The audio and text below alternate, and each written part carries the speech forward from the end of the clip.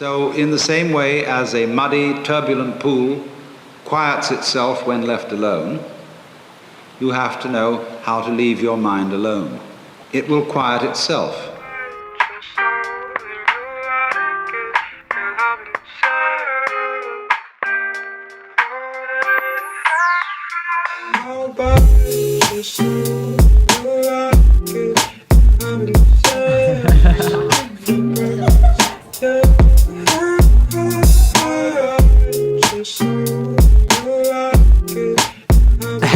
Here, hope you guys are doing well, and it's become clear that in our hyper-productive and work-obsessed world, we've become acutely aware of any opportunity to try and optimize ourselves further. Our generation specifically has been suffering from this sense of burning out. As self-interested individuals, we're constantly trying to pull value and profitability and productivity out of every moment that we have, and yet we are so unhappy. Your attention may be your most precious resource, and you only have so much of it to spread around each day.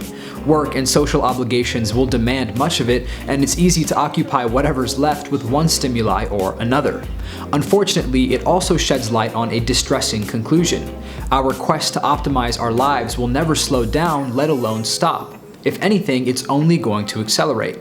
Our Instagram feeds are filled with every possible combination of meal delivery service and online shopper that exists. Startups emerge daily to automate every mundane activity possible. And so today's video is all about the importance of idle time.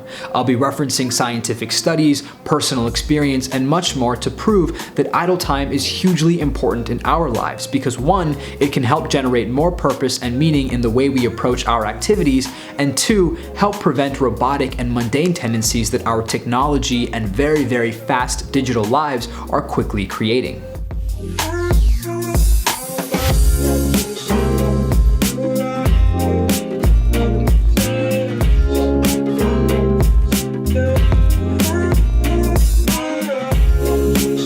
Experts say that idle time likely helps develop mental processes that are far more complicated than memory storage and retrieval.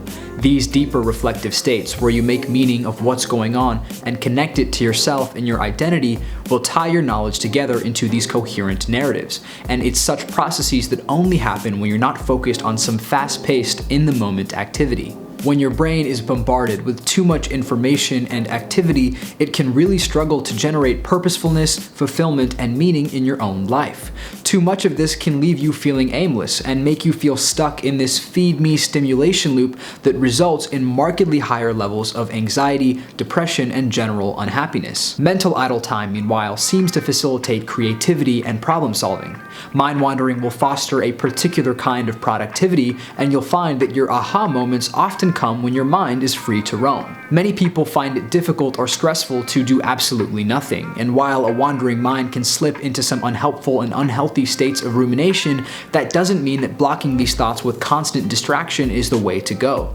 It's about finding balance between being occupied and in the present and letting your mind wander, about thinking positive thoughts and thinking about obstacles that may stand in your way. Ultimately, my point here is that many of us do not see intrinsic true value in many of the hours we put in, though to cope we have convinced ourselves that we do.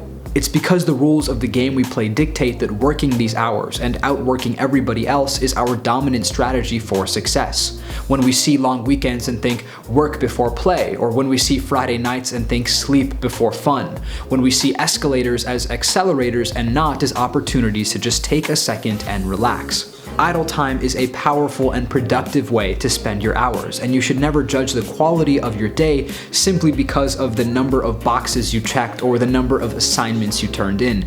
Take the time to disconnect, relax, and reflect on your life, and I find that doing so will result in purpose, meaning, and much more fulfillment within your life. And with that, I will leave you guys. Thank you guys so much for watching. I'm so appreciative of your viewership. If you enjoyed this video, let me know down below with a like or a comment, maybe a subscription to the channel. Follow me on Instagram and Twitter, where I am also very active, or go check out my storefront where you can buy museum prints and clothes and journals and hats and the whole shebang if that's your thing.